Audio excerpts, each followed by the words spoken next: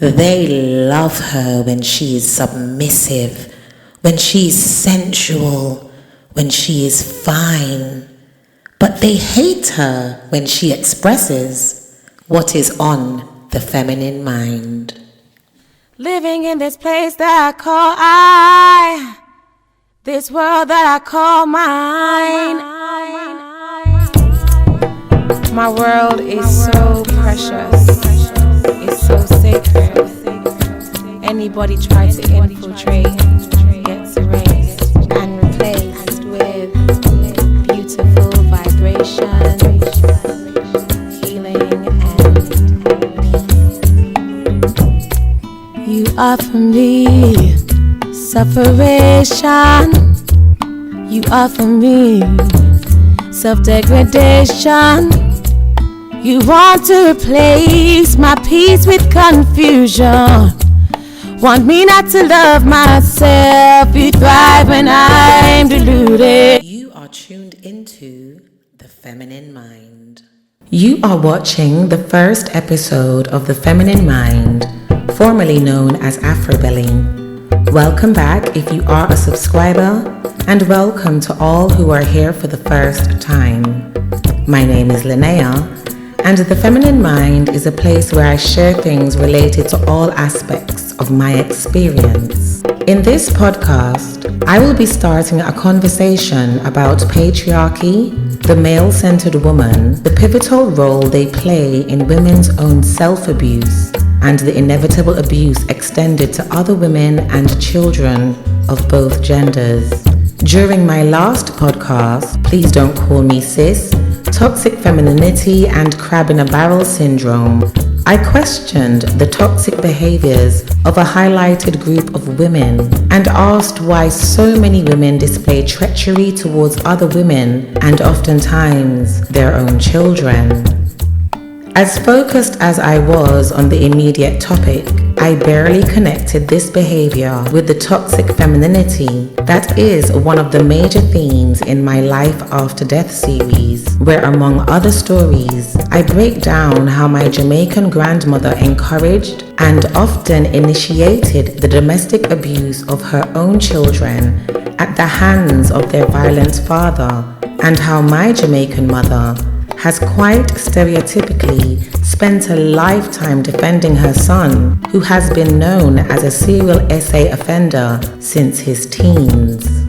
This, in addition to my childhood teacher Mrs. Juliet Colie of Mandeville, Jamaica, and her daughter Sabrina Colie, who both immorally defended and excused the multiple SAs committed by their son and brother, Ramon Colie, who last year I discovered has illegally medicated and SA'd over 8 women, including myself, alongside a Mark Linshu, who based on present intel has assaulted at least 3 women, one who was a minor at the time.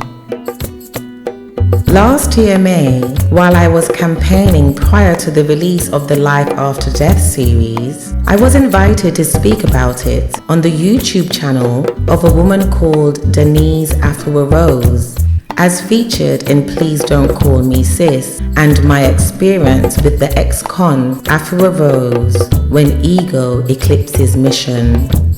Sadly, Afua Rose creates several perfect teachable moments and examples of the indoctrinated female. She is a psychotherapist, an SA whistleblower, and a defender of women's rights. But she functions as a wounded and mentally fragmented female who refuses to evolve in her womanhood. Though clearly traumatized by various forms of male-centered ideologies and repeatedly attacking the same women she invites onto her platform, including myself, specifically the women she cannot control. Just like a man, or more specifically, just like a pimp.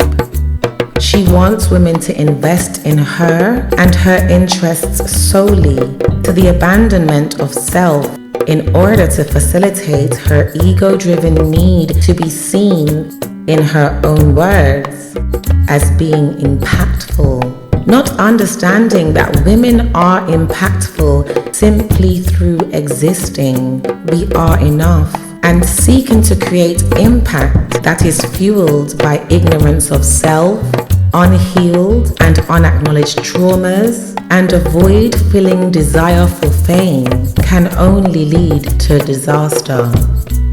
An example of the naivety of Afua Rose is her inability to integrate her knowledge about the male and female psychology and how that shapes their behaviors. This makes me question the extent of the qualifications she has in mental health. Denise Afua Rose claims to use her women's rights platform to expose alleged SA offenders with or without any evidence, and yet, due to her male-centered psyche, her journey has devolved to clout chasing, ghetto girl reality TV style behavior unbecoming of a mature woman, clickbaiting, and defending known male convicted felons with perversely dangerous mentalities who have directly contributed to the demise of their own communities for decades through pushing first-class narcotics, repeated violence against women and children, and more. For example, there is an individual who is known as Killa P, as featured in Killa P, a psychopathic male wolf in sheep's clothes. This man, who is widely reputed to be a former gang member turned informant, has been incarcerated in prison for DV charges, where he violently assaulted the mother of his own child and allegedly ravaged her body with an ironing board. He has an irrefutable track record of verbally and physically attacking several women, both on and offline. Yet, this is the sinister, not so intelligent ex-convict Afua Rose exposed to her female audience that is mainly comprised of SA and DV survivors. And this is the man she called to physically protect the women at a protest march she led in Brixton last year. This is where I had the misfortune of meeting both Afua Rose and Killa P. He turned out to be a narcissistic psychopath, which I will be breaking down fully in a future podcast.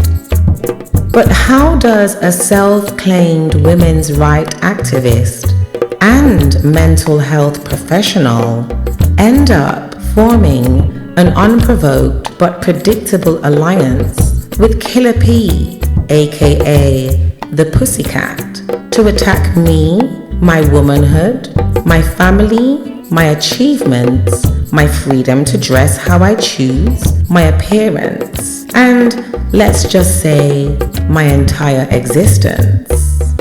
In Afua's devotion to male worship and in her inability to fight her battles alone and with integrity, she teamed up with society's grimiest form of human in a self-revealing attempt to conduct a public shaming ritual against me, a punishment, I guess, for being able to discern, identify, and decline the corruption and utter deviance that exists within both of them.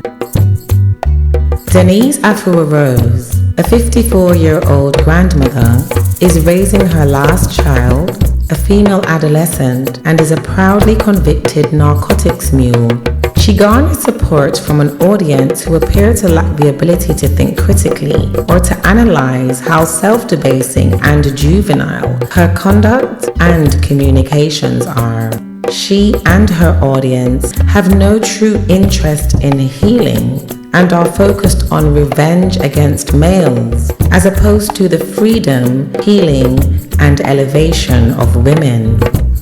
She serves as a cautionary tale for women who want to flower respectfully into their maturing womanhood instead of declining into no woman's land due to an inability to heal themselves from previous trauma and to clear their psyche of destructive and anti-nature, male-centered ideologies. She provides a terrifying example of poor mental health within women in the public eye, toxic femininity, and the treachery that women exhibit towards each other when they compete for male validation, when they lack female-centered integrity, true self-love, and true self-knowing.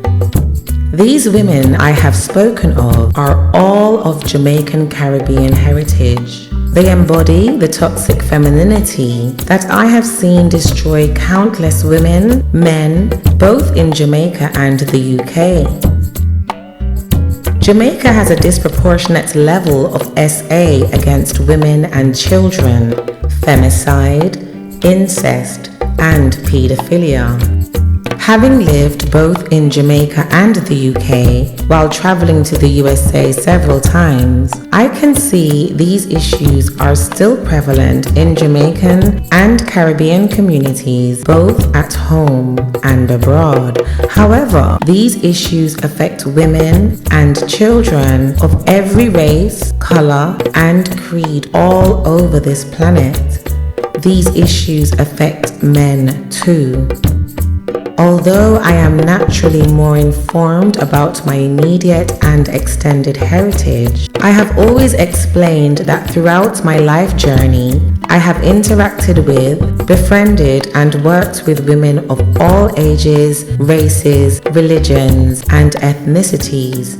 These women share the same stories of male control, DV, SA, incest, and not just the stories about the perpetrating men, but the women they were betrayed by, whose femininity is toxic and works in perverse support of the castration, which is the state of being deprived of power, of the feminine soul, which results in the consequent psychological, moral, spiritual, and physical enslavement of women. So, what is the answer to the question, why are these women so toxic? The question that came up during Please Don't Call Me Sis. Why are some treacherous and incapable of honoring their own gender by conducting themselves with integrity when interacting with other women and men? The answer came back to me as soon as I completed the last podcast. I say came back to me because I already knew this and have been crash coursing in this area for the past 6 to 8 years, as it has become something of an apex of much of my learning.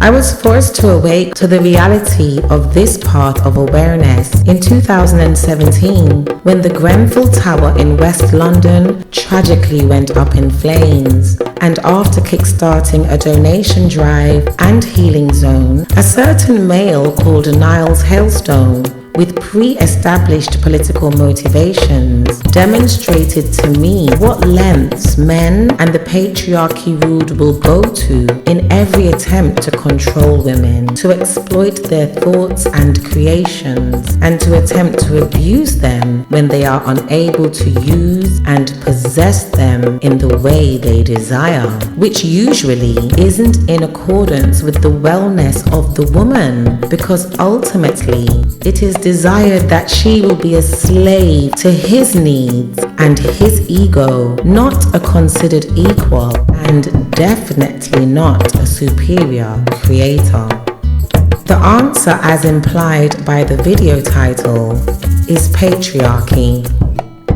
According to the Oxford Dictionary, the definition of patriarchy is literally a community of related families under the authority of a male head called a patriarch, applied more generally to any form of social organization in which men have predominant power. a social organization marked by the supremacy of the father in the clan or family, the legal dependence of wives and children, and the reckoning of descent and inheritance in the male line.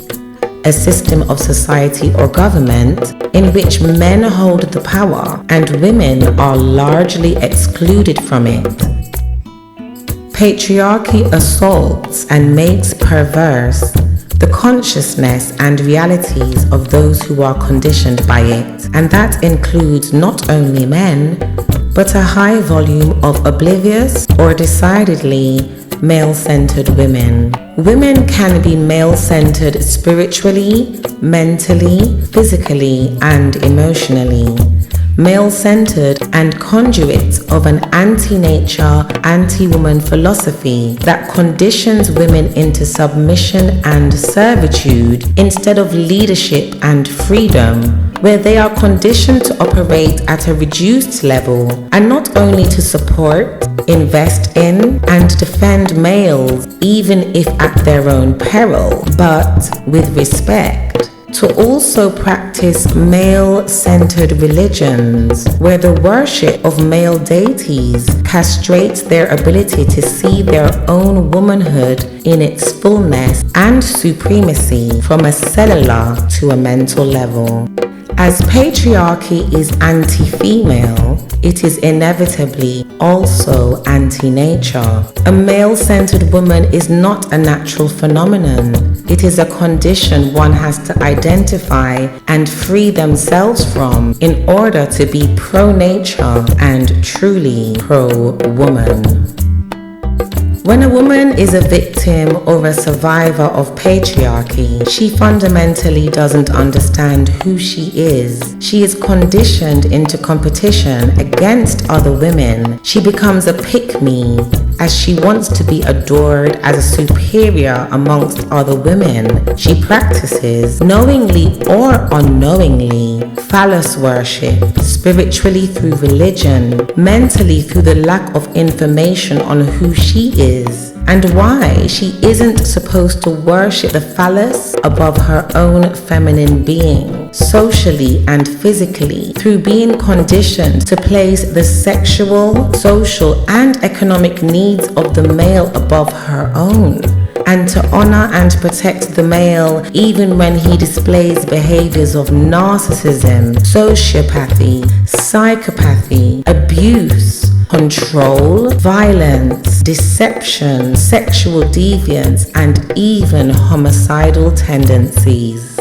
Now we know both genders are capable of all behaviors, yet we cannot deny the contrast in certain violent and immoral behaviors that are dominated by a majority of males. The mothers, the aunties, the cousins and female guardians who pretend not to know when their husbands, sons, nephews, and even fathers are SA predators, women beaters, involved in illicit activities. I have met many women who were assaulted by the husbands of their relatives and were left heartbroken and traumatized when their mothers, sisters, aunties, cousins, etc. refused to believe that their husbands had assaulted them, choosing to stay with said partner and choosing to put the female and often the male children born from the same partner at risk of SA in the future. My mother has known since my brother was a teenager that he had committed SA against a minor. Then, when he was 26, she learned he had arranged a group SA on his own partner, and although our Jamaican community was fully aware of this, she chose oblivion, or rather, she chose denial. Even when decades later, she discovered that her ex-partner, my own father of my predatorial brother, had been imprisoned for SA on a minor. A female in-law, My mother remains insanely loyal to the core of the patriarchal phallus reverence, the rule she has been most traumatically conditioned by, and unfortunately was literally beaten into her by both women and men since her own childhood, as documented in Life After Death episodes 1 to 4. I have endless personal and social examples of this devolution of humanity. Every day, whether on social media, in film and television, or just walking down the street, I observe patriarchy at play, and what a sick game it is. This is my introduction to a vast and multi-layered conversation. It's an issue that, regardless of our individual realities, perspectives, and even destinies, permeates the world we live in on every level, as according to the 9 axioms of truth, gender exists on all planes. It has been a purposeful pleasure to start this conversation here and to share some of my thoughts linked to my personal and the collective feminine experience. And I look forward to gaining more understanding, which is in alignment with the infinite expansion of feminine energy and the mysteries contained within her. I would love to know what your thoughts are about this. I look forward to hearing your views in the comment section, and I will be back with another video from the feminine mind with examples of how dangerous patriarchy is when it isn't identified and stunted in its growth. I will use the conduct of Killa P and Afua Rose to provide examples of a range of behaviors that women need to be able to identify and protect themselves from, and what shape male perversion, male entitlement, gender-based violence tendencies, narcissism, psychopathy, and unresolved childhood trauma can take when one is patriarchally conditioned, toxic, and full of fear due to an ongoing threat to their male survival. A wealth of wisdom can be gained through simply analyzing, and that is what I intend to do.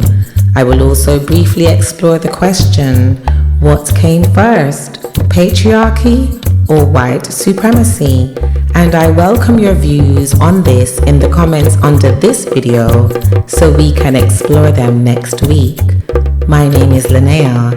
If you enjoyed this conversation, please subscribe, like, and share the video. Feel free to check out my music, books, and videos at linneaofficial.com, and you can follow me on social media. And as the old timers would say, walk good.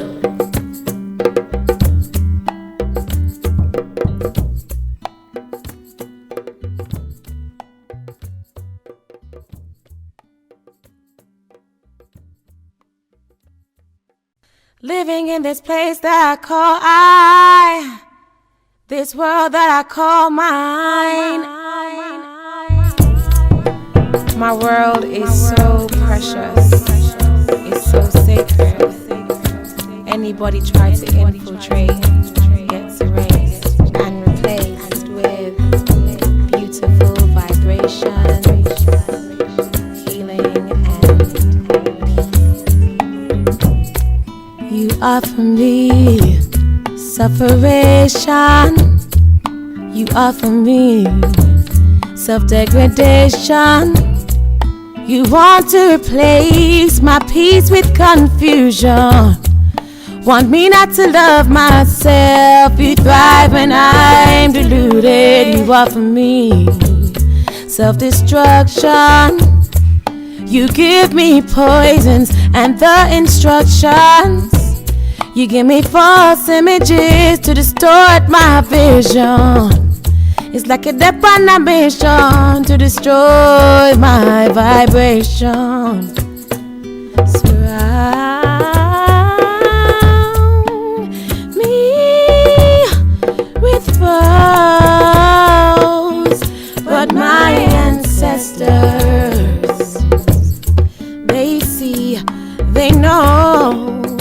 Living in this place that I call I, this world that I call mine, I decline your offer. Living in this place that I call I, this world that I call mine, I decline your offer. Your offer. Your offer. Your offer. Your offer. Your offer. Your offer. Your offer. Your offer. Your offer. Your offer. Your offer. Your offer. Your offer. Your offer. Your offer. Your offer.